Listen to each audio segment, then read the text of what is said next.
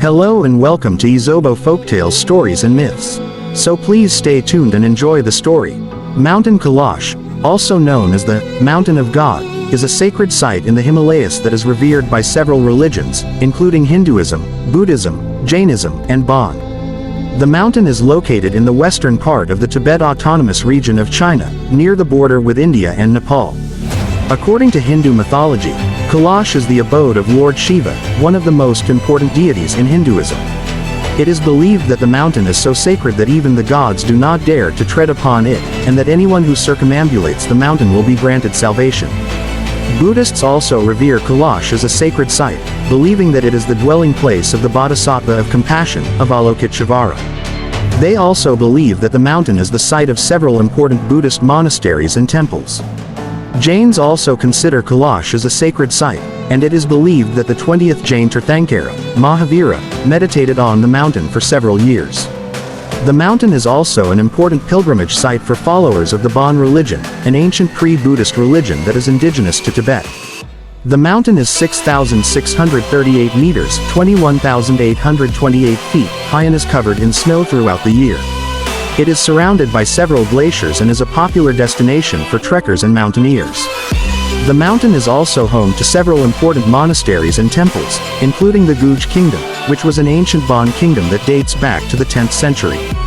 Overall, Mount Kailash is a sacred site that holds great significance for several religions and is a popular destination for pilgrims and tourists alike. The Mount Kailash was a place of great beauty and great danger. It stood tall and proud, its snow-capped peaks reaching high into the sky. But those who ventured too close would find that the mountain was not to be trifled with. Many had tried to climb the Mount Kailash, but few had made it to the top.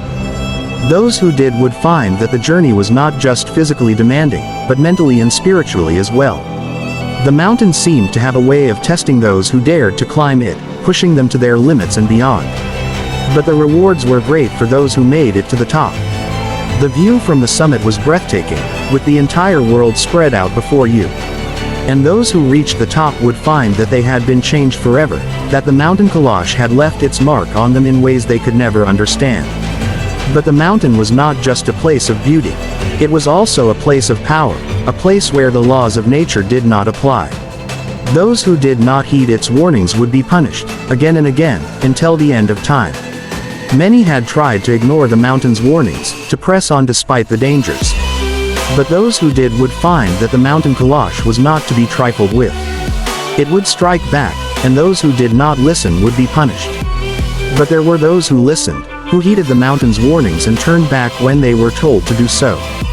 They would live their lives in peace, knowing that they had respected the power of the Mount Kailash. And so, the Mount Kailash stood tall and proud, a place of great beauty and great danger. Those who dared to climb it would find that the journey was not just physically demanding, but mentally and spiritually as well. But those who made it to the top would find that the rewards were great, and that the Mount Kailash had left its mark on them in ways they could never understand. I hope you enjoy the story. Please like and comment on what you learned about the story, and don't forget to follow for more stories and myths.